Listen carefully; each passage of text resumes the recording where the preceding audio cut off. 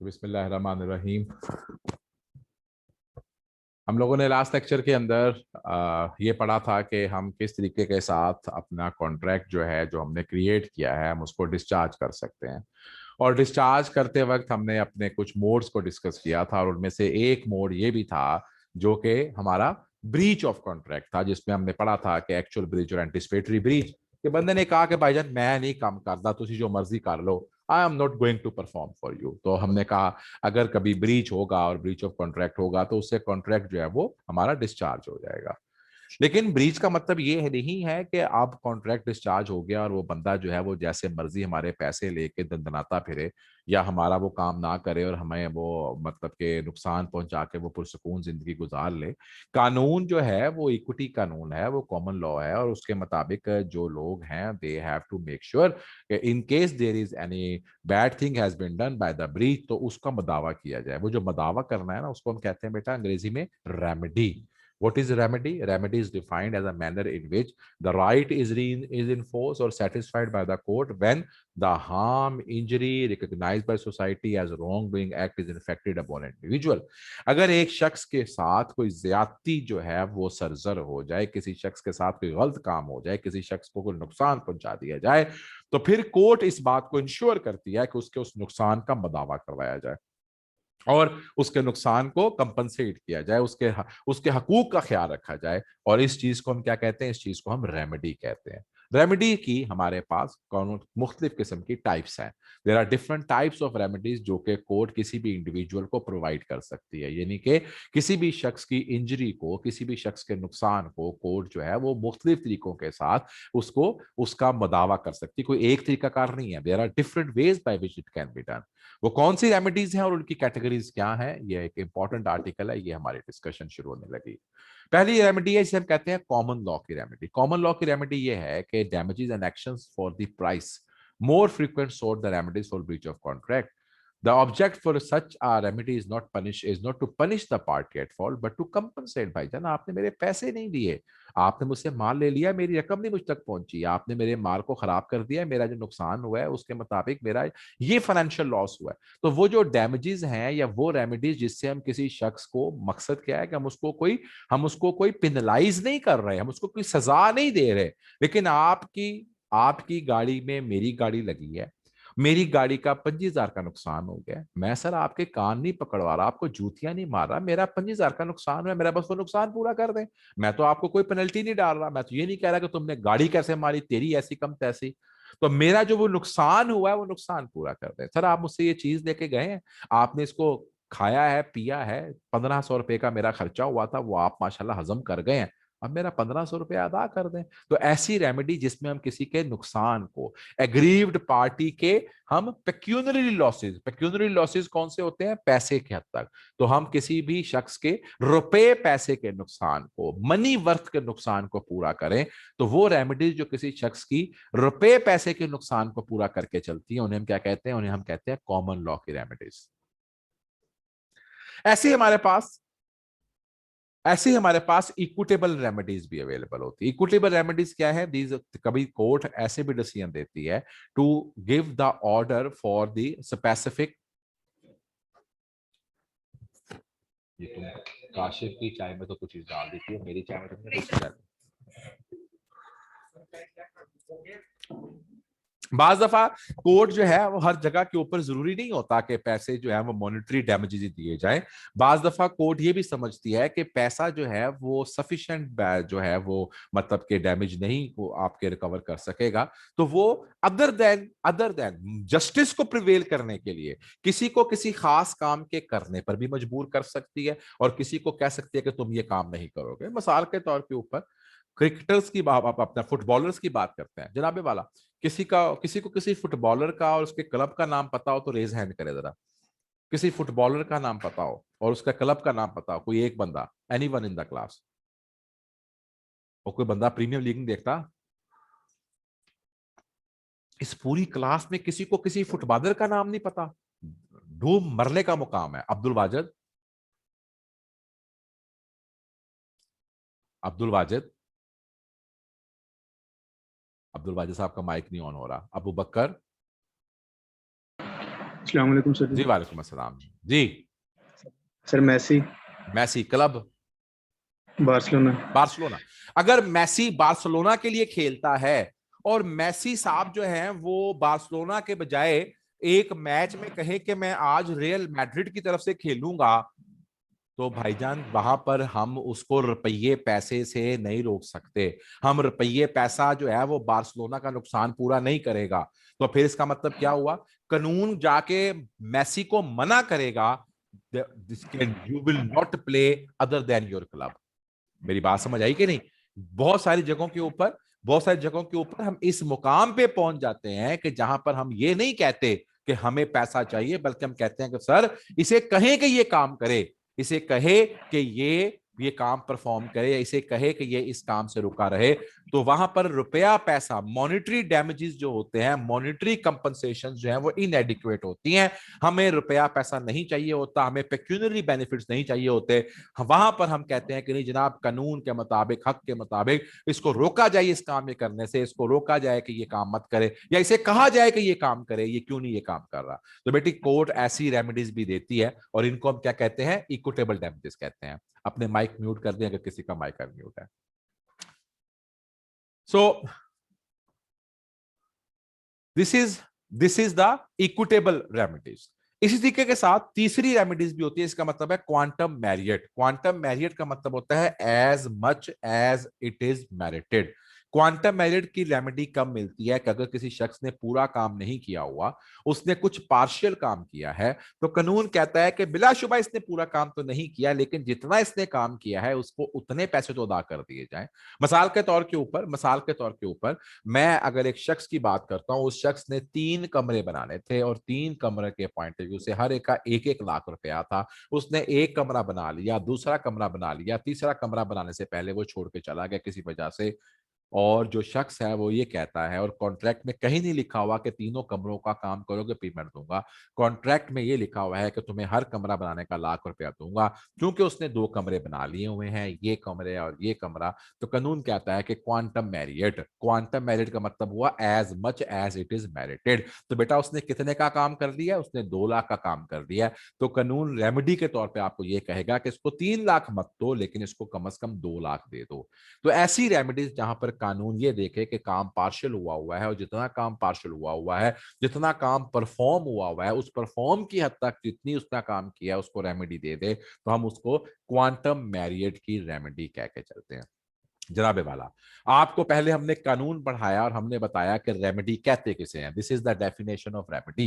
Remedy कहते हैं किसी के नुकसान को पूरा करना। और फिर आपको बताया कि कानून के मुताबिक तीन किस्म की रेमेडीज होती हैं, या तो कॉमन लॉ की रेमेडीज होती हैं जो कि रुपए पैसे में, या इक्विटेबल रेमेडीज होती हैं जिसमें रुपया पैसा तो नहीं लेकिन लोगों के कंडक्ट को हम मैनिपुलेट करते हैं, लोगों के कंडक्ट को मैनेज करते हैं। और या अगर किसी का अधूरा काम है तो उस अधूरे काम के ऊपर हम उसका जितना हक बनता है उसको दिलवा कर देते हैं। तो तीन किस्म की रेमेडीज होती हैं जो कानून में दी जा सकती हैं, कॉमन लॉ की रेमेडीज, इक्विटेबल रेमेडीज और क्वांटम मेरिट की रेमेडीज। और अब हम आते हैं ब्रीच ऑफ कॉन्ट्रैक्ट में, और ब्रीच ऑफ कॉन्ट्रैक्ट में ये तीनों किस्म की रेमेडीज मिलती हैं, ये तीनों किस्म की रेमेडीज मिलती हैं।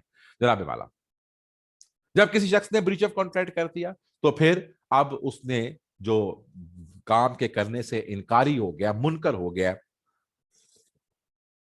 तो अब हमें कुछ रेमेडीज देनी पड़ेंगी। ये जरूरी नहीं कि सारी रेमेडीज मिले, कोई एक रेमेडी भी मिल सकती है, और ये जरूरी नहीं कि कोई एक ही रेमेडी मिले, एक या दो मिलकर भी रेमेडीज मिल सकती हैं।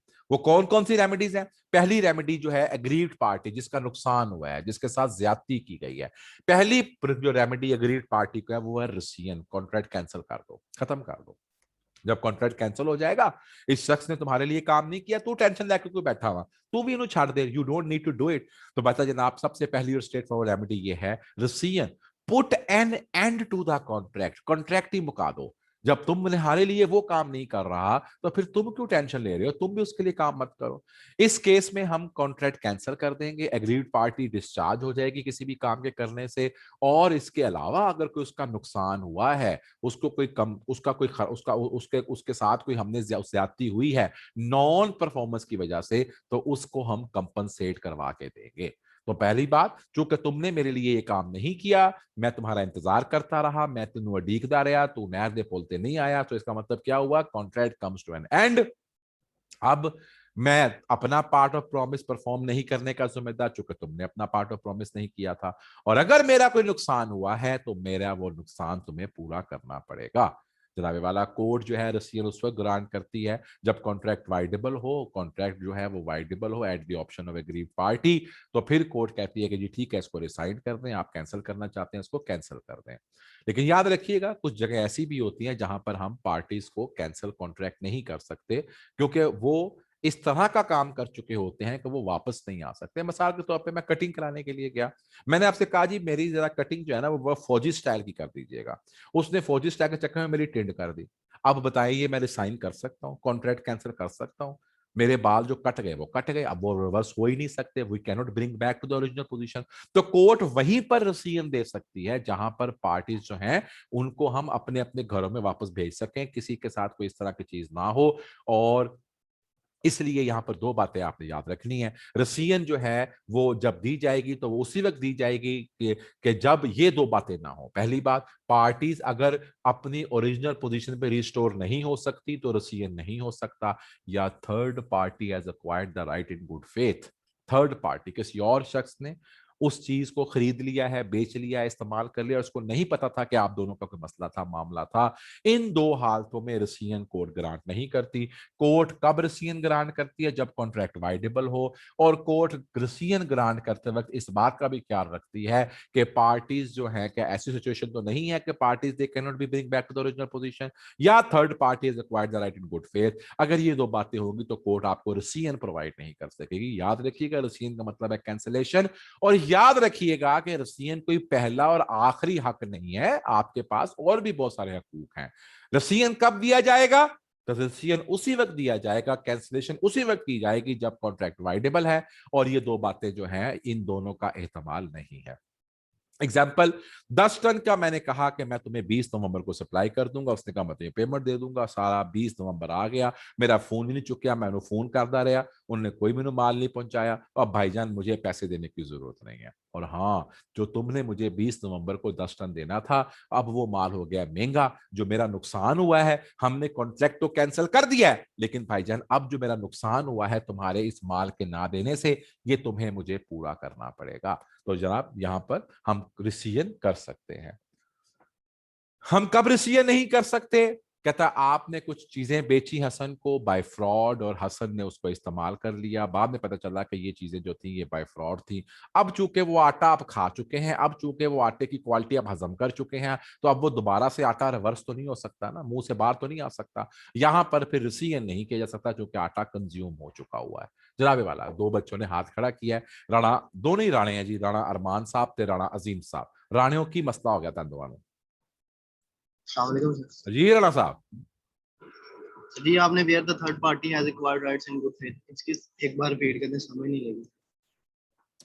आपका और मेरा मोबाइल बेचने और खरीदने का कॉन्ट्रैक्ट था। Yes sir. मैंने आपको पैसे देने थे, आपने मुझे मोबाइल देना था। Yes sir.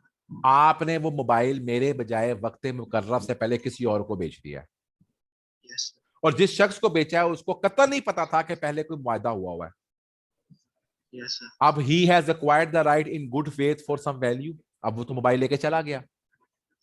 यस अब सर। कानून जो है ना वो कहता है कि यहाँ पर हम आपको आपकी पुरानी कंडीशन में नहीं लेके जा सकते। You we can not bring back to your original position. बल्कि इस एग्जांपल को थोड़ा सा यूं मूव कर लेते हैं, थोड़ा सा यूं मूव कर लेते हैं।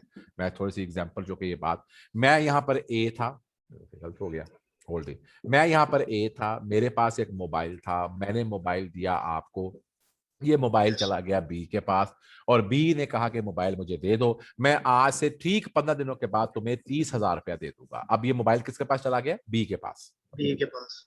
बी ने ये मोबाइल जो था ये किसको दे दिया? जिशान को दे दिया। जिशान ने जो ये मोबाइल था उससे 35,000 में खरीद लिया, बगैर किसी इफ, बगैर किसी देन, बगैर कोई नेगेटिव काम किए। एम आई राइट जी? यस। जिशान ने यस। अक्वायर किया mobile in good faith for some value. अब जब प्राइस का वक्त आया, जब ये पेमेंट का वक्त आया, तो ये पैसे देने से इनकारी हो गया। इसने कहा पैसे मैंने खर्च लिए। ए चला गया कोर्ट के पास कि जनाब मेरा कॉन्ट्रैक्ट कैंसिल कर दे, मेरा मोबाइल मुझे वापस दिलवा दे। तो क्या कोर्ट यहां पर उसका मोबाइल वापस दिलवा सकती है उसको? No sir. क्योंकि वो तो मोबाइल जिशान के पास चला गया है। जिशान ने बगैर किसी नेगेटिव सोच के, बगैर किसी धोखे के पैसे दे के मोबाइल खरीद लिया है। तो अब कोर्ट कहती है कि हम कॉन्ट्रैक्ट को कैंसिल नहीं कर सकते। हाँ, आपका मोबाइल अब आगे जा चुका है, वापस जिशान से मोबाइल आपको लेके नहीं दे सकते। रहा मसला ये कि जो आपका नुकसान हुआ है 30,000 रुपए का, इसका हम देखते हैं कैसे लेके चलना है। तो इस कंडीशन में कोर्ट कॉन्ट्रैक्ट को रिसाइंड नहीं कर सकती, कॉन्ट्रैक्ट को कैंसिल नहीं कर सकती। हाँ, अगर ये मोबाइल अभी बी के पास ही पड़ा होता, अगर ये मोबाइल अभी बी के पास ही पड़ा होता, तो यस। फिर कोर्ट इसको कैंसिल कर सकती थी कि जनाब ये मोबाइल आप इसको वापस कर दें जब आप पैसे नहीं दे रहे।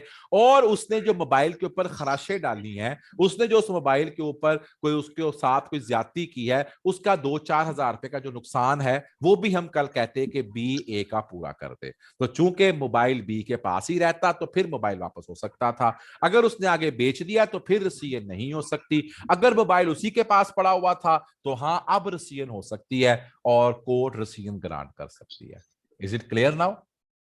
Yes sir, thank you. लाने वाला दूसरे राणा साहब, दूसरे राणा साहब का मसला था, दो राणा साहब थे।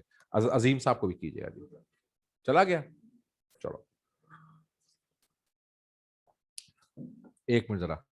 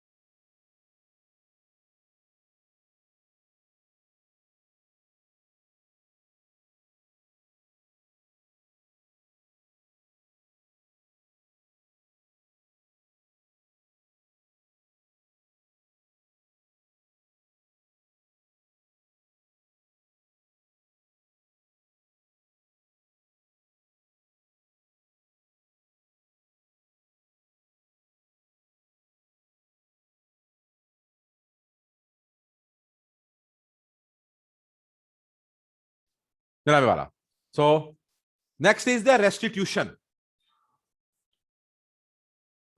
रेस्टिट्यूशन क्या होता है? रेस्टिट्यूशन मतलब ये होता है कि return of the benefit received by one party to the contract from other under a void contract और contract has been decided when a contract become void it need not to be perform by other party. Example समझते हैं।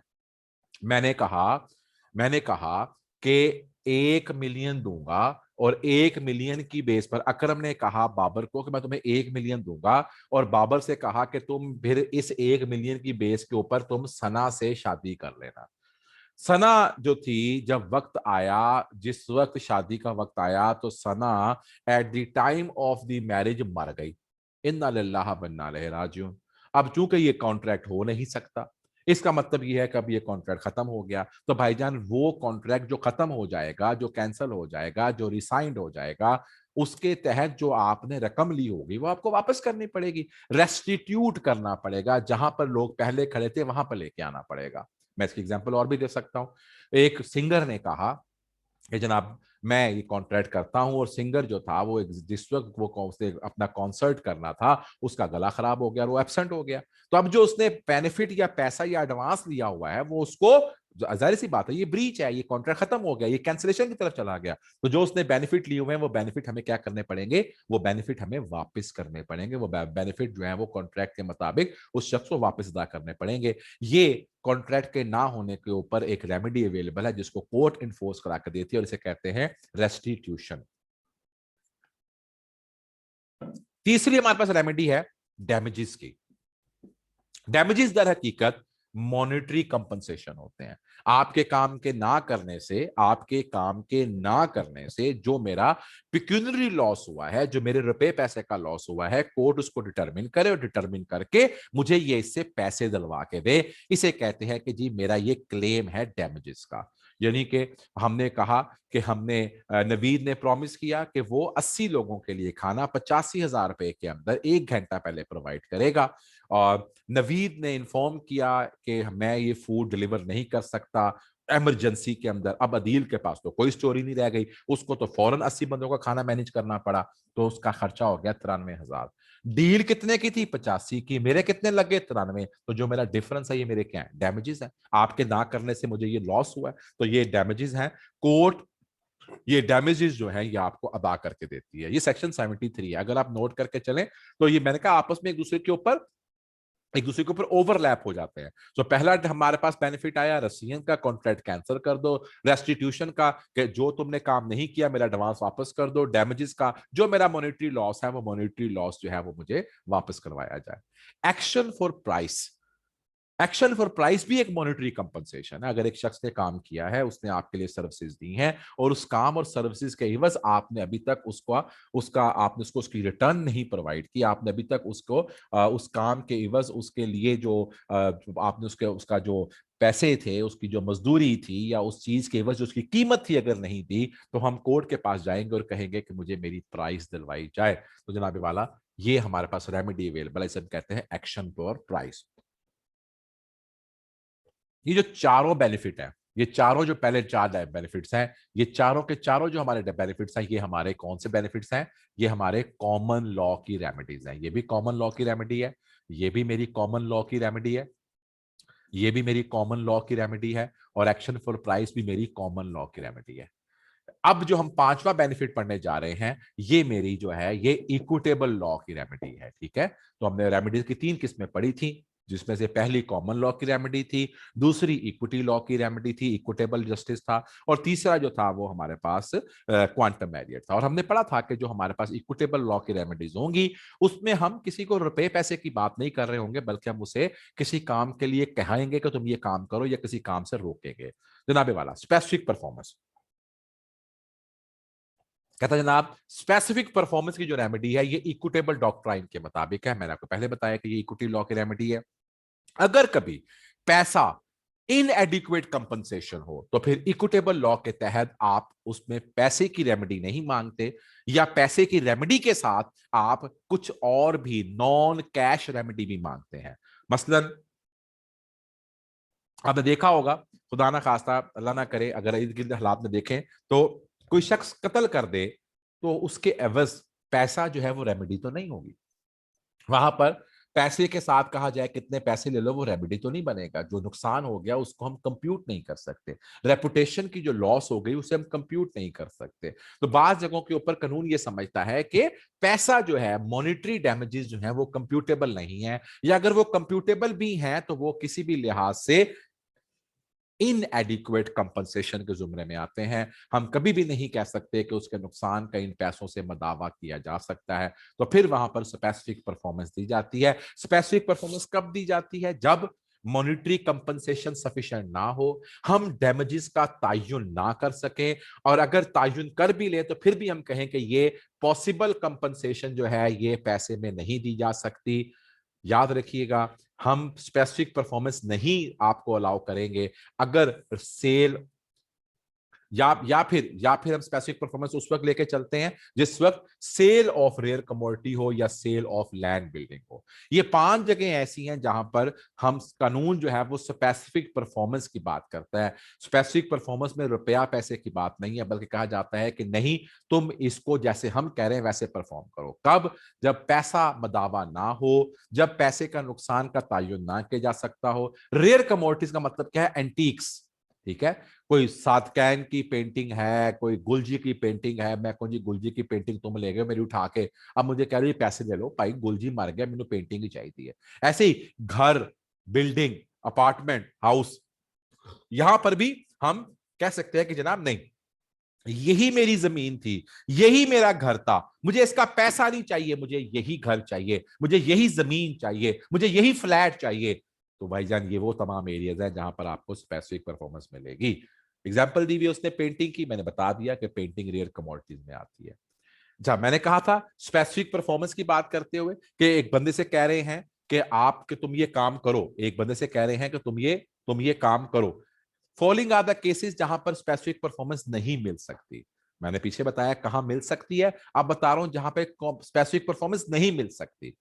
जहां पर monetary compensation आपका नुकसान पूरा कर दे, जहां पर नेचर ऑफ कॉन्ट्रैक्ट पर्सनल हो कि तू मेरा ब्याह करेगा, तेरी ऐसी कम तैसी, तू मेरा ब्याह करेगा ही करेगा। जहां पर कोर्ट अपने डिसीजन को इन्फोर्स ना करा सकती हो, जहां पार्टीज में से एक पार्टी माइनर हो, या जहां पर किसी को भी स्पेसिफिक परफॉर्मेंस देना किसी भी लिहाज से इनइक्विटेबल हो जाए।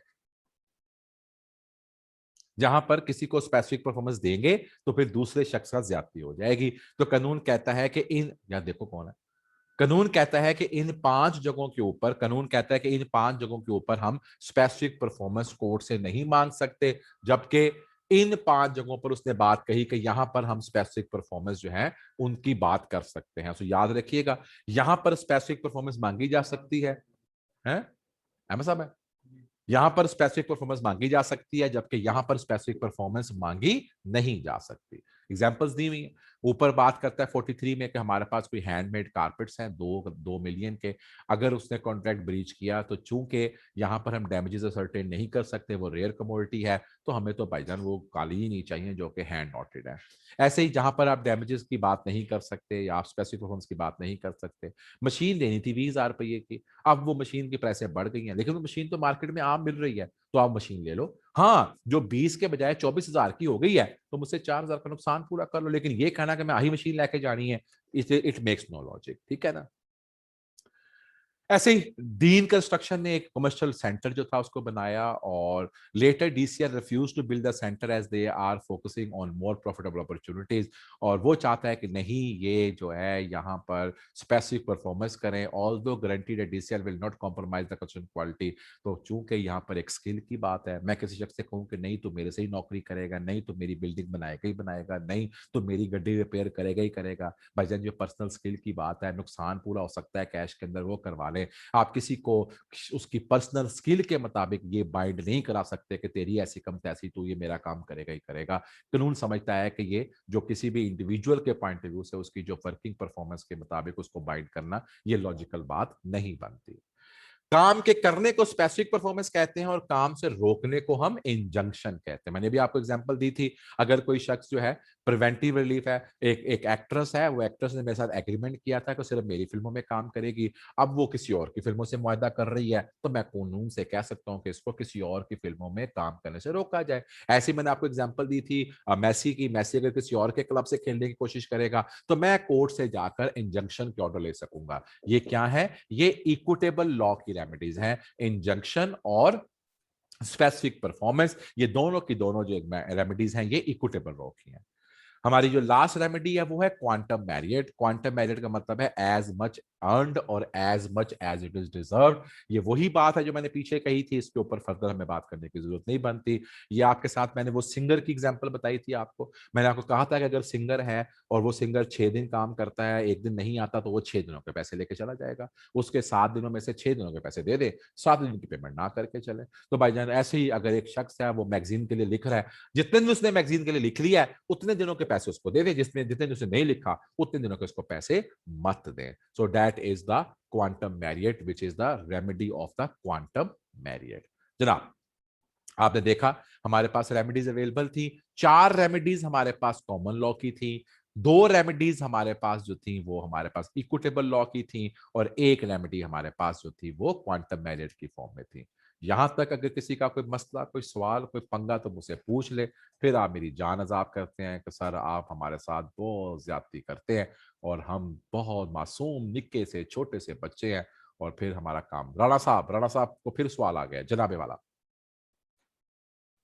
राणा अजीम।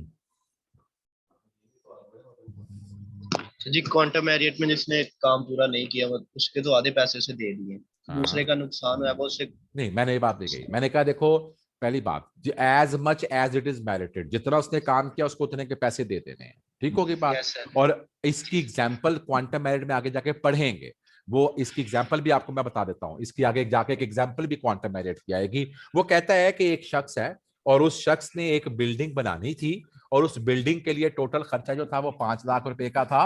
उसने बिल्डिंग बना के काम किया, लेकिन बिल्डिंग को उसने अध में आके छोड़ दिया, और उस बिल्डिंग को कंप्लीट करवाने के लिए उसे किसी और शख्स के पास कॉन्ट्रैक्ट करना पड़ा। उसने 70,000 रुपए लिया और उसकी बिल्डिंग कंप्लीट कर दी। अब मुझे बताओ यस पहले वाले बंदे को कितने पैसे देने हैं? 5 लाख के 70,000 रुपए मनफी कर दूं?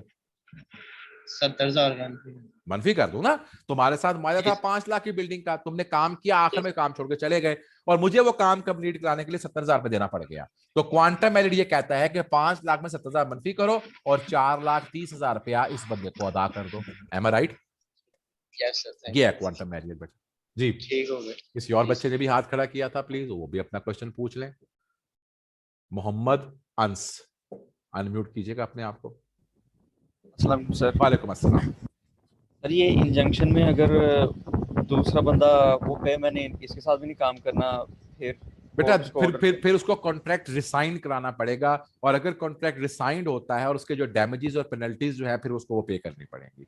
लेकिन बात सिंपल सी कहने की बात यह है कि कहीं पर कोर्ट इंजंक्शन की ऑर्डर दे देती है और देती रहती है। शहबाज शरीफ पाकिस्तान से बाहर नहीं जा सकता, शहबाज शरीफ पाकिस्तान से बाहर जा सकता है, ये शख्स इलेक्शन नहीं लड़ सकता, ये शख्स इलेक्शन लड़ सकता है। ये क्या है? ये इंजंक्शन के ऑर्डर है ना बेटा।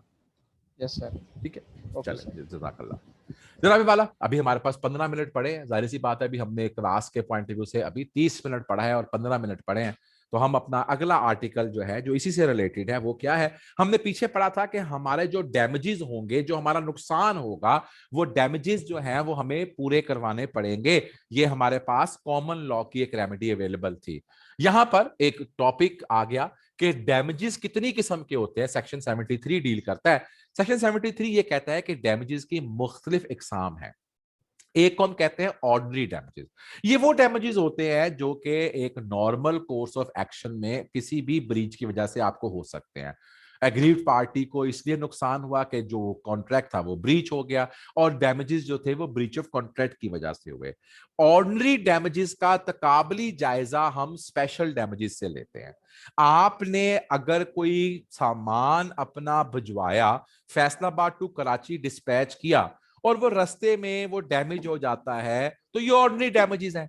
लेकिन अगर उसमें शीशे का सामान था या उसमें कोई फ्लेमेबल चीज थी और आप उसको बकायदा तौर के ऊपर इंटीमेट करके चलते हैं, तो अब चूंकि आपने उसको बताया कि इसमें शीशे का सामान है, अब आपने उसको बताया कि इस ये फ्रेजाइल है, अब अगर कोई डैमेज होगा तो अब आपने उसको स्पेशल इंस्ट्रक्शंस दी हुई थी। बेटा अगर स्पेशल इंस्ट्रक्शंस देने के बाद डैमेज हो तो वो स्पेशल डैमेजेस में आता है, और अगर कोई स्पेशल इंस्ट्रक्शंस ना दी हो और एक नॉर्मल कोर्स में डैमेज हो जाए तो उसको हम ऑर्डिनरी डैमेज में क्लब करके चलते हैं।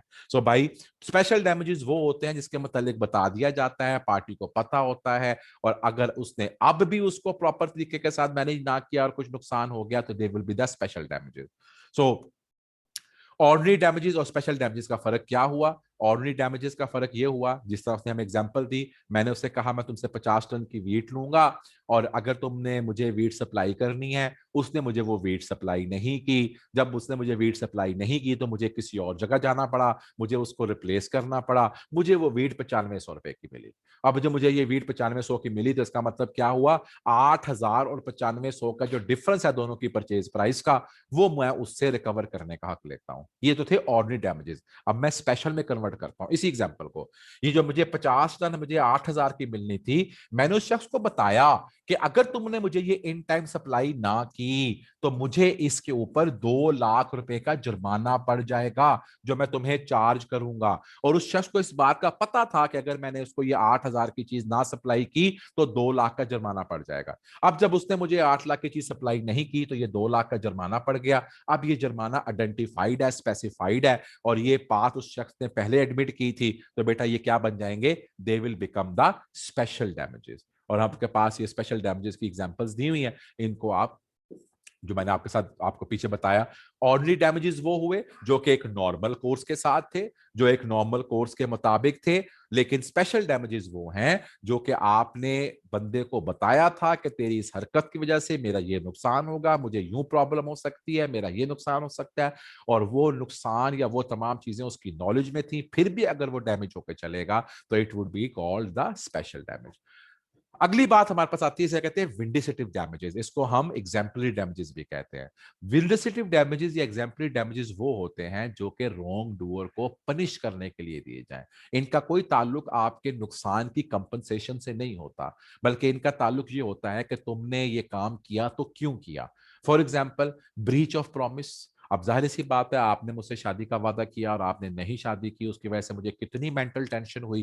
बेशक ये मेंटल टेंशन जो थी ये थोड़े दिनों के लिए है, बजाय आप सारी जिंदगी की मेंटल टेंशन में फंसते, लेकिन यहाँ पे कानून आपको विंडिसिटिव डैमेजेस की बात करके चलता है।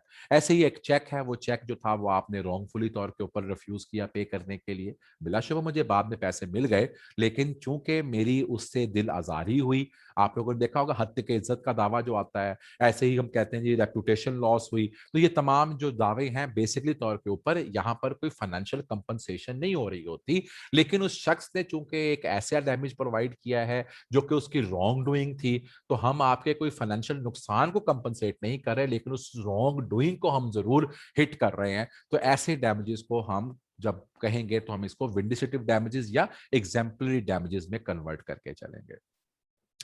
नॉमिनल डैमेजेस बेटा वो होते हैं कि these are being awarded where injured party has sustained the damage of short but not of a substantial nature to be reckoned, where the breach is technical, injured party has no intention of performing his part of contract, where the injured party has not suffered any actual damage, या where the damage is due to the fault of injured party। ये वो damages हैं जो दर हकीकत किसी को नुकसान नहीं हुआ, हम इसे कहते हैं ये सिर्फ टोकन डैमेजेस हैं। उसको सिर्फ टोकन के पॉइंट ऑफ व्यू से आइडेंटिफाई करने के लिए कि तुमने ये गलत हरकत की है, तो उस गलत हरकत के लिए समझ लें कि ये टोकन डैमेजेस के टाइप की बात आती है।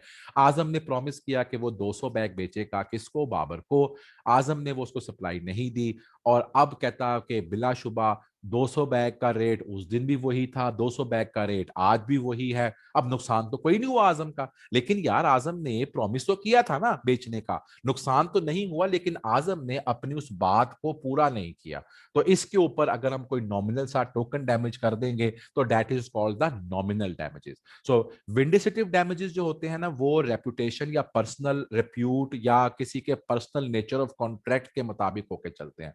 नॉमिनल डैमेजेस ट्रेड में भी किए जा सकते हैं, और इंडिविजुअल में भी किए जा सकते हैं, लेकिन ये लॉस के साथ प्रोपोर्शनेट नहीं होते। इनका जो सिर्फ और सिर्फ जो ताल्लुक होता है वो किसके साथ होता है, वो अगले बंदे को ये रियलाइज करवाना होता है कि चूंकि तुमने मेरे साथ डैमेज किया है, चूंकि तुमने कोशिश की है, तो मैं तुम्हें टोकन के तौर के ऊपर आइडेंटिफाई करने के लिए तुम्हें मैं एक डैमेज परफॉर्म करके चल रहा हूं। इस तरीके से एक डैमेज होता है, कहते हैं डैमेजेस फॉर इनकन्वीनियंस, इनकन्वीनियंस या डिस्कंफर्ट। मिसाल के तौर के ऊपर एक शख्स था, वो ट्रेन में बैठता है और वो ट्रेन में लाहौर पहुंचना था उसने 3 बजे, वो ट्रेन रास्ते में खराब हो गई, पता चला कि ये नाअहली थी और नाअहली की वजह से वो 3 बजे के बजाय शाम को 8 बजे पहुंची। तो मुझे जो ज़हनी कॉफत हुई, मुझे जो इनकन्वीनियंस हुई, मुझे जो डिस्कंफर्ट हुई, इसके ऊपर जो डैमेज किया जाएगा that will be called damage for the inconvenience and अनईजनेस।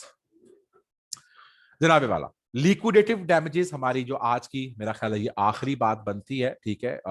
फिर मुझे आप पूछते होते हैं कि सर जी क्या हमने करना है, मैं इसके ऊपर, वैसे तो अगर आप मुझे 2 मिनट दें तो हम इसे खत्म भी कर सकते हैं।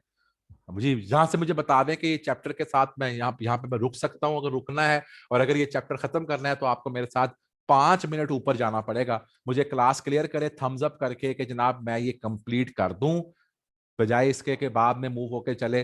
कम से कम मुझे 100 वर्ड चाहिए कि खत कंप्लीट कर दूं, मुझे आइडिया हो जाए। 8 लोगों ने थम्स अप किया है, बाकी सब नाअहल नलायक 170 की क्लास में बच्चे जो हैं वो ये कहते हैं कि सर चुप कर जाओ, रहने दो। हाँ जी, वाजिद अली भट्ट साहब ने रेज हैंड किया है, पूछेगा क्या मसला है जी वाजिद अली भट्ट साहब को।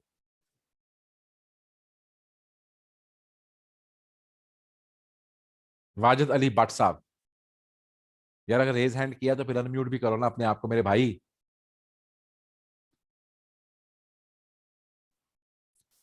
छोड़ दें, जस्ट वेस्टिंग टाइम। अच्छा जनाब, लिक्विडेटी डैमेजेस का पेनल्टी के साथ क्या ताल्लुक होता है, ये बात हम अब डिस्कस कर लें। Where the parties to the contract at the time of formation, यार एक मिनट, हेलो क्लास पढ़ा रहा हूं। Where the parties to the contract at the time of performation of contract specify the sum which will become payable। हम कई दफा ये करते हैं कि हम कहते हैं यार भाड़ में गया नुकसान, हम तुमसे नुकसान की कोई बात नहीं कर रहे, अगर तुमने ये काम ना किया तो मैं तुम्हें 5 लाख की पेनल्टी चार्ज करूंगा। यानी कि नुकसान से कोई ताल्लुक नहीं है, नुकसान की कोई बात नहीं है, हम 2 पार्टियां हैं, चाहे मेरा नुकसान 10,000 का हो 10 लाख का हो, मैंने तुम्हें लिखवा लिया है कि अगर तुमने ये काम ना किया तो मैं तुम्हें 5 लाख की पेनल्टी चार्ज करूंगा। बेटा इसे कहते हैं लिक्विडेटेड डैमेजेस। वो डैमेजेस जिसका नुकसान नुकसान तो है, लेकिन हमने उस नुकसान के तायुन के ऊपर नहीं जाना, हमने आपस में प्री डिसाइड कर लिया कि अगर तुमने ये काम ना किया तो 5 लाख तुम्हें देना पड़ेगा। 5 मिनट बस, 2 बजे खत्म नहीं क्लास। अच्छा ठीक है, तो अगर कहते हैं कि अगर 2 पार्टीज आपस में बाहमी तौर के ऊपर रजामंदी कर लें कि मेरा कोई भी नुकसान अगर हुआ या मेरे तुमने अगर ये काम ना किया तो तुम्हें 5 लाख देना पड़ेगा, 2 लाख देना पड़ेगा। अब हम नुकसान पे नहीं जाएंगे, हम वो जो अमाउंट तय कर लेंगे वही अमाउंट आपसे मांगेंगे। तो बेटा उसे हम क्या कहते हैं, लिक्विडेटिव डैमेजेस।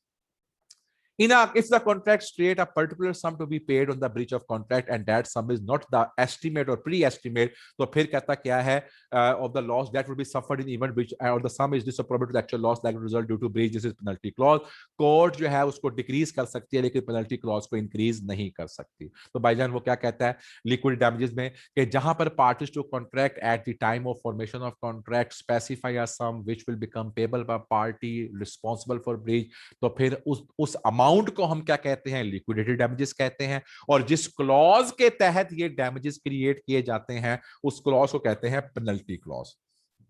क्या मतलब है, पेनल्टी क्लॉज लॉस के साथ उसका कोई ताल्लुक नहीं होता। पेनल्टी क्लॉज क्या मेंशन करती है, पेनल्टी क्लॉज कहती है कि तुम्हें ये लिक्विडेटिव डैमेजेस देने पड़ेंगे अगर तुमने ये काम ना किया। हम इस डैमेजेस को जो क्लॉज में कॉन्ट्रैक्ट के थ्रू इन्फोर्स करते हैं उसे पेनल्टी क्लॉज कहते हैं, और इन डैमेजेस का नाम क्या है, लिक्विडेटिव डैमेजेस। याद रखिएगा, कोर्ट इस पेनल्टी क्लॉज को सामने रखते हुए लिक्विडेटिव डैमेजेस की वैल्यू को कम कर सकती है, सस्टेन कर सकती है, लेकिन इसको इंक्रीज नहीं कर सकती, इसको बढ़ा नहीं सकती। हाँ ये भी याद रखिएगा कि जो डैमेजेस की जो क्लॉज होती है, ठीक है, the liquid damages clause is enforceable, on contrary the enforceability of penalty clause is the description of court. एक मिनट यार, ये मुझे क्लियर करने दें ये बात को रिपीट करते हुए। When the party to contract at time of merger contract specify sum that will become payable by a party reasonable for breach, such specified sum is called liquid damages. The amount represent ओहो sorry मैं थोड़ी सी confuse कर गया, इस बात को clear कर लेते हैं। यहां पर एक हमारे पास क्लियर कर लें, एक हमारे पास आ गए लिक्विडेटिव डैमेजेस और एक हमारे पास आ गया पेनल्टी क्लॉज। जो लिक्विडेटिव डैमेजेस हैं और पेनल्टी क्लॉज है, इनमें डिफरेंस क्या है बेसिकली वो बात क्लियर करनी है और बड़ा माइन्यूट सा डिफरेंस है। लिक्विडेटिव डैमेजेस जो होते हैं ये हम अपने कॉन्ट्रैक्ट के मुताबिक एक सम स्पेसिफाई कर लेते हैं और ये जो सम हमने स्पेसिफाई किया होता है ये हमारे लॉस का दोनों पार्टीज के माबैन एक प्री एस्टिमेट होता है, इसको हम कहते हैं लिक्विडेटिव डैमेजेस। पेनल्टी के अंदर भी हम पेनल्टी की जो क्लॉज डालते हैं उसमें भी हम अपनी एक सम एग्री कर लेते हैं, लेकिन ये जो सम होती है ये किसी भी तरीके के साथ हमारे डैमेजेस के साथ आपस में एसोसिएट नहीं होती। कानून ये कहता है कि पेनल्टी की अमाउंट इंक्रीज नहीं हो सकती, डिक्रीज हो सकती है और कोर्ट की मर्जी होती है कि इस अमाउंट को उसने कैसे कंपनसेट करना है, जबकि लिक्विडेटिव डैमेजेस में ऐसी बात नहीं है। लिक्विडेटिव डैमेजेस के पॉइंट ऑफ व्यू से आप इस अपनी क्लॉज को इन्फोर्स कर सकते हैं। मैं केस एग्जांपल देता हूं, मैं कहता हूं जनाब कि मेरा ये जो सामान है, मेरा जो ये लगेज है, इस लगेज को आपने फैसलाबाद से इस्लामाबाद लेके जाना है। इस लगेज की जो मालियत मैंने और आपने डिसाइड की वो 1 लाख रुपए की थी और मैंने वाकईतन वो चीज 1 लाख की ली हुई है और हमने ये बात यहाँ पे डिसाइड कर ली हुई है लिक्विडेटिव डैमेजेस में कि अगर तुमने ये मेरी चीज रास्ते में डैमेज कर दी तो तुम मुझे 1 लाख रुपया दोगे। तो बेटा ये क्या है, ये लिक्विडेटिव डैमेजेस हैं। उस चीज की मालियत वाकईतन 1 लाख रुपया है और अगर वो चीज जो है तुमने खराब कर दी तो तुम मुझे 1 लाख दोगे, ये कोर्ट के मुताबिक इन्फोर्सेबल है। इसी केस में अगर मैं पेनल्टी की बात करूंगा, मैंने कहा चीज तो 1 लाख की है, अगर तुमने ये चीज मुझ तक ना पहुंचाई तो मैं तुम्हें 3 लाख रुपए की पेनल्टी चार्ज करूंगा। अब देखिएगा यहां पर जब मैं लिक्विडेटिव डैमेजेस की बात कर रहा था तो लिक्विडेटिव डैमेजेस जो थे वो मेरे इस लॉस के साथ प्रोपोर्शनेट थे, लेकिन जब मैं बात कर रहा हूं पेनल्टी की तो पेनल्टी मेरे इस चीज के नुकसान के साथ प्रोपोर्शनेट नहीं है। कानून आपको पेनल्टी से बना नहीं कर रहा, लेकिन कानून ये कहता है कि लिक्विडेटिव डैमेजेस जो है वो इमीडिएटली इन्फोर्स हो जाते हैं, कोर्ट के पास जाने की जरूरत नहीं होती। यहां पर आपको कोर्ट को इन्वॉल्व करना पड़ेगा। कोर्ट मुमकिन है कि ये 3 लाख को 3 लाख रखे और मुमकिन है कि इसको रिड्यूस कर दे, ये कोर्ट के डिस्क्रिप्शन के ऊपर है, लेकिन लिक्विडिटी डैमेजेस के अंदर अमाउंट पूरी की पूरी इन्फोर्सेबल होगी क्योंकि वो लॉस के साथ प्रोपोर्शनेट होती है, जबकि पेनल्टी के अंदर अमाउंट जो कि लॉस से प्रोपोर्शनेट नहीं होती, तो इसलिए कोर्ट उसको डिक्रीज भी कर सकती है और उसको मेंटेन भी कर सकती है। तो ये दोनों का डिफरेंस था। सॉरी मैं बात को कंफ्यूज कर गया वहां पे। सो आई एम श्योर कि दिस पॉइंट इज क्लियर। अगर ये लिक्विड डैमेजेस का पॉइंट सबको क्लियर है तो मुझे थम्स अप क्लियर कर दें ताकि मुझे that is been good enough. So now we can differentiate between the liquidated damages and penalty। जनाब राना एहतशाम साहब ने रेज हैंड किया, प्लीज सुनिएगा। जनाब राना एहतशाम साहब बेटा। सर आपने कहा कि लिक्विड डैमेजेस प्रोपोर्शनेट होते हैं प्राइस से, तो अगर उसने मैंने 1 लाख कहा की चीज ली मैंने है कहा कि लिक्विड डैमेजेस जो होते हैं वो हमारे लॉस के साथ मैंने प्राइस की बात तो नहीं की, हमारे लॉस के साथ प्रोपोर्शनेट होते हैं। मतलब तो सर अगर वो प्राइस 1 लाख जब की आप चीज प्राइस डैमेज होती जब है, तुम सुनो तुम जब प्राइस की बात करते हो ना वो गलत हो सकती है। हो सकता है वो चीज मैंने आज से 5 साल पहले 10,000 खरीदी हो, मैंने प्राइस की बात जी नहीं सर, की, मैंने कहा उसकी आज की वैल्यू या जो मेरा आज वो चीज अगर लाख की हो गई हुई है तो मेरा नुकसान 10,000 का तो नहीं होगा, मेरा तो नुकसान लाख रुपए का होगा। इसलिए मैंने लफ्ज प्राइस नहीं बोला, मैंने उसको कहा मेरे लॉस के साथ प्रोपोर्शनेट होना चाहिए। जी बताएं। तो सर अगर वो 1 लाख की चीज का जो लॉस हो जाता है, ठीक है, और वो कहता है चलो मैं तुमसे 80,000 लूंगा, वो पूरा लॉस नहीं लेता, बस कोई अच्छा बंदा है वो थोड़ा लेता है, तो वो इस तरह हो सकता है? हाँ हाँ बिल्कुल, आपकी मर्जी पे डिपेंड करता है। आपको रोका किसी ने? थोड़ा लेने पे तो किसी ने नहीं रोका। आपने कहा जी लाख रुपए की चीज है, चल तुम 80,000 दे दे, तो आप जब मियां बीवी राजी तो क्या करेगा काजी। ठीक है सर, थैंक यू। लेकिन पेनल्टी के अंदर क्या है, पेनल्टी में लॉस का ताल्लुक नहीं होता, लॉस के साथ कोई प्रोपोर्शनेट नहीं होती, तो हम उसको पेनल्टी कहते हैं, इसलिए हमें वहां पर कोर्ट के पास जाना पड़ता है। जनाबे वाला यहां तक ही हमारे पास बात, मैं आज का लेक्चर कंक्लूड कर रहा हूं और ये एग्जांपल नंबर 56 से लेकर जो कि उसी की एग्जांपल्स हैं अप टिल एग्जांपल नंबर 60 तक बेटा ये आपका होमवर्क है। इसको बेटा आप लोगों ने घर से जाके मूव करके आना है। इंशाल्लाह मंडे को मैं आपके साथ स्टिपुलेशन ऑफ इंटरेस्ट से बात शुरू करूंगा और अगर किसी का पीछे भी कोई क्वेश्चन होगा तो वो भी लूंगा आपके साथ। 681 जी मोइनुद्दीन साहब ने हाथ खड़ा किया जी। सर अगर ये पेनल्टी के अंदर लॉस भी हो जाए, बेटा उनके पेनल्टी सामान उसने में पहुंचाया भी नहीं, मैंने कतन ये नहीं कहा कि पेनल्टी में लॉस नहीं होता। मैंने आपको ये कहा है कि जो इन दो- पेनल्टी की जो अमाउंट होती है वो जी लॉस जी के साथ प्रोपोर्शनेट नहीं होती। ठीक है सर, वो तो और हो गया सर। अगर हाँ दोनों काम हो जाते हैं तो फिर दोनों तरह से लेंगे उससे। नहीं बेटा, मसलन ये है कि देखो उसने एक पहुंचाया भी वक्त नहीं में टाइम पे और नुकसान एक भी कर दिया। एक वक्त में पेनल्टी लगनी है या लिक्विडेट डैमेजेस होने हैं, बात समझा रही है? दोनों चीज तो इकट्ठी नहीं हो सकती ना। पेनल्टी तो पहले ही लॉस से ज्यादा है। Yes sir. कोर्ट ने यही तो देखना है, कोर्ट ने यही देखना है कि पेनल्टी के पॉइंट ऑफ व्यू से कि इसका लॉस भी पूरा हो जाए और साथ इसको कुछ नॉमिनल डैमेजेस भी जो है वो भी चार्ज हो जाए। कोर्ट यही देख के चलती है नॉर्मली तौर के ऊपर। ठीक ठीक ठीक सर, है, थैंक यू। आपको डिफरेंस के पॉइंट ऑफ व्यू से क्लैरिटी रख के चलनी है, जो कि आपको अहम है आपके लिए, कि पेनल्टी जो होती है वो लॉस के साथ प्रोपोर्शनेट नहीं होती, जबकि लिक्विडेट डैमेजेस जो होते हैं वो किसी बंदे के लॉस के साथ डायरेक्टली प्रोपोर्शनेट होकर चलते हैं। सो ये दोनों का आपस में डिफरेंस है। तो जनाब यहां तक हमारे पास ये बात खत्म होती है। सिर्फ मैं देख लूं कि आगे हमारा आर्टिकल क्या रह गया है। एक हमारा रह गया इंटरेस्ट रह गया है, एक हमारा 4 फीट ऑफ सिक्योरिटी रह गया है, और फिर रूल्स अमाउंट फॉर डैमेजेस रहते हैं। ठीक है, तो यार 2 मिनट करके इसको मेरे ख्याल में मूव कर ले ताकि फिर क्वेश्चन कर सकें। मेरा ख्याल ये है कि इसको यहाँ पे छोड़ना जो है ना वो लॉजिक नहीं बनती। सिर्फ 2 या 3 हमारे पॉइंट्स हैं, तो I bear with me for 1 और 2 मिनट्स फर्दर। जी, स्टिपुलेशन ऑफ इंटरेस्ट क्या है? Two parties they may agree to give a specific rate of interest in case of breach. मिसाल के तौर पे मैंने कहा पहले 30 दिन के लिए अगर तुमने मुझे लेके चलना है तो तुम्हारा बैंक कहते हैं जी हमारा मार्कअप का रेट है 2% पर मंथ। लेकिन अगर आपने हमारा मार्कअप डिले किया तो डिलेड पीरियड के ऊपर आप 2% नहीं देंगे बल्कि आप 3% देके चलेंगे। ठीक हो क्या? जिस तरह बिजली का बिल आता है, बिजली का बिल आता है वो क्या कहते हैं कि जी आपने ये बिल पे करना है 2600 रुपए का, और अगर आपने मुकर्रर तरीके बाद में पे किया तो आप एडिशनल बिल पे करके चलेंगे। तो आप कहता बाज दफा किसी बंदे की पेमेंट ना करने के ऊपर उसको एडिशनल मार्कअप का रेट भी लगा सकते हैं। ऐसे ही 4 फीट ऑफ सिक्योरिटी भी हो सकती है। आपसे मैंने कहा कि तुमने ये काम करना है, मुझे इस काम करने के लिए मैंने कॉन्ट्रैक्ट दे दिया। नॉर्मली गवर्नमेंट के ठेकेदारों के साथ ये होता है, गवर्नमेंट का जब ठेका एलोकेट होता है 5 करोड़ रुपए का, वो कहते हैं जी 20 लाख रुपए गारंटी जमा कराएं अपनी।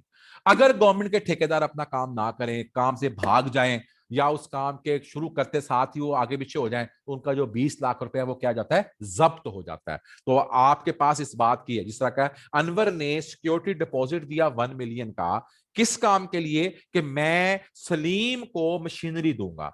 अब क्या हुआ? वो मशीनरी देने से बाद में मुकर गया। जब वो मुकर गया तो ये जो 1 मिलियन था, ये 1 मिलियन का सिक्योरिटी डिपॉजिट उस शख्स ने अपने पास 4 फीट कर लिया। तो बेटा ये भी आपके पास रेमेडी जो है वो अवेलेबल है। ठीक है जी। लास्ट बात आज की, rules regarding the amount of damages.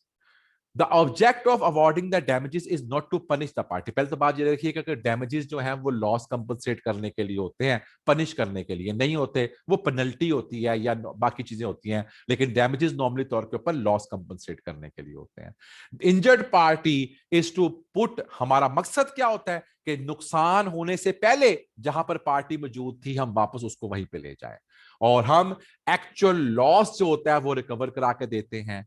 The fact that damages are difficult to assess does not prevent injured party from recovering. हाँ, नुकसान का अगर हम तायुन नहीं कर सकते, इसका मतलब ये नहीं है कि जितना तायुन कर सकते हैं वो भी उसको रिकवर ना करवा के दें। जहां तक हम उसको रिकवर करवा के दे सकते हैं वो रिकवर करवा के देंगे, बाकियों के लिए हम उसे कोई इक्विटेबल बेनिफिट दे देंगे। जहां पर कोई लॉस नहीं होता वहां पर डैमेजेस नहीं दिए जाते, बल्कि वहां पर नॉमिनल डैमेजेस दिए जाते हैं। अभी पढ़ा के आया हूं।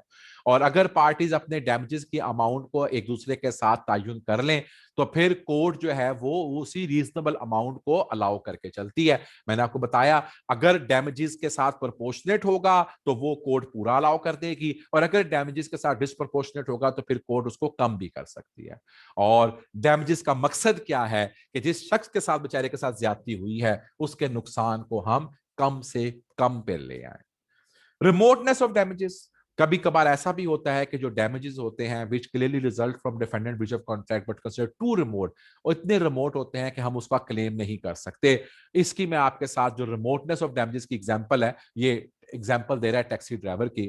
वो कहता है, मैं इसकी एग्जांपल अपने लफ्जों में देता हूं, मैंने एक शख्स से कहा कि जनाबे वाला तुम मुझे फैसलाबाद से कराची तक मेरी फ्लाइट है, मुझे एयरपोर्ट ले जाओ।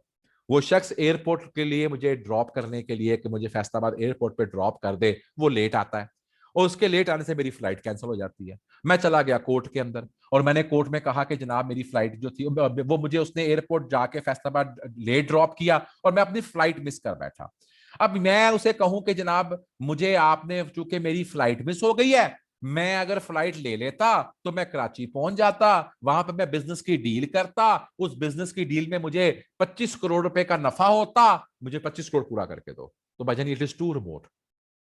इतनी लंबी आप वो क्या कहते हैं मतलब जो अपने आपने लॉस निकालने के लिए सोचा कि मुर्गी होती, मुर्गी से अंडा आता, अंडे से बच्चे निकलते, उसको बेचता, फिर मैं दूध बेचता, फिर मैं भैंस लेता और फिर मेरे पास रेवड़ बन जाता, तो शेख चिल्ली वाला लॉस नहीं निकल सकता। मैक्सिमम आप उससे क्या क्लेम कर सकते हैं कि चूंकि अब तुम्हारे लेट पहुंचाने से मेरी टिकट जो है वो जाया हो गई, तो मुझे अगली फ्लाइट की टिकट लेके दो, मेरी वो टिकट पूरी कर दो। तो जनाब वो यही कहता है कि आपको रिमोटनेस ऑफ डैमेजेस को लेके चलना है, इस तरह के भी डैमेजेस नहीं निकालने जो शेख चिल्ली के डैमेजेस होके चले। तो जनाब ये हमारे पास बात आती है। यहां पर आपके पास ये सिंपल थ्योरी से रिलेटेड क्वेश्चंस हैं बेटा, कोई इसमें ऐसा केस लॉ नहीं है, वही ऑर्डिनरी डैमेजेस तमाम डैमेजेस से रिलेटेड है। तो ये डिस्कशन के हमारे बात आके चलती है। मैं यहाँ पर ये आपका डैमेजेस का आज का स्केड्यूल में बेसिकली तौर के ऊपर the credit to goes to क्यूम साहब, अगर आप नोट कर लेंगे, मैंने कतन आपको 1 घंटे से ज्यादा नहीं पढ़ाया। लेक्चर जो मेरा स्टार्ट हुआ है वो 1:15 पे स्टार्ट हुआ है, चेक कर लीजिएगा अपनी टाइमिंग, और अभी भी 2:10 हुए हैं, तो मैंने लेस देन 1 आवर ही पढ़ाया आपको। मेरे आज के टारगेट में था कि ये डैमेजेस का और ये जो रेमेडीज का हम एरिया उसे आज कंक्लूड कर दें, तो 1 घंटे के अंदर ही पढ़ाया गया। घड़ियों पे मत देखिएगा, वक्त पे जाइएगा कि मुझे कितना टाइम मिला। मैंने आपको 50 मिनट के अंदर ही बेटा पढ़ाया, इससे ऊपर मेरी ना पढ़ाने की पसली है ना कोई हिम्मत है। राणा एहतशाम साहब आपका सवाल और फिर शुक्रिया। इस चैप्टर के जो छोटे छोटे क्वेश्चंस और एरियाज हैं आप बिल्कुल मुझसे पूछ सकते हैं कल के डिस्कशन में, मंडे की डिस्कशन में, और अगर कोई क्वेश्चन नहीं होगा बेटा तो फिर हम बात को आगे लेके चलेंगे। जनाब राणा एहतशाम। सर क्वेश्चन नहीं है, वो वैसे ही आपको बताना था। 55 मिनट्स पढ़ाया आपने। मैंने 55 मिनट पढ़ाया, अभी तक मेरे 5 मिनट बाकी हैं। जज़ाकल्लाह खैर एहतशाम साहब, शुक्रिया आपने मेरी बात को एंडोर्स किया। यही मैं कहना चाह रहा हूं कि अभी भी 5 मिनट बाकी हैं, इसलिए मुझसे आप 5 मिनट गपशप कर सकते हैं। साद बिन अयूब, तो मुझे क्लास तुम लोग लेट दोगे तो फिर ये करूंगा ना,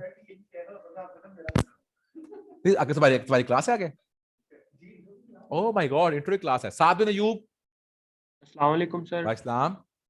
सर रिक्वेस्ट थी एक। जज़ाकल्लाह, पूछें। सर आज का लेक्चर अपलोड कर दें, वो रिवीजन हो जाएगी साथ। चलिए जी, आज का लेक्चर अपलोड करवा दीजिएगा, ग्रुप में अपलोड कर दीजिएगा। और जी सर शानजे,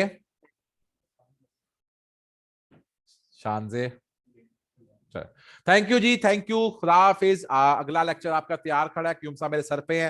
जज़ाकल्लाह, इंशाल्लाह ताला हम नेक्स्ट चैप्टर से बात शुरू करेंगे। न्यूमेरिक इसकी जो आखिर की एग्जांपल मैंने आपको होमवर्क के तौर पे दी है वो आप करके आएंगे, मैं आपसे पूछूंगा, अगर उस पर कोई क्वेश्चन नहीं होगा तो हम बेटा बात को आगे लेके चलेंगे। बड़ा अहम चैप्टर है, इसकी तैयारी अच्छी तरीके से कीजिएगा। अल्लाह हाफिज, अपना ख्याल रखिएगा।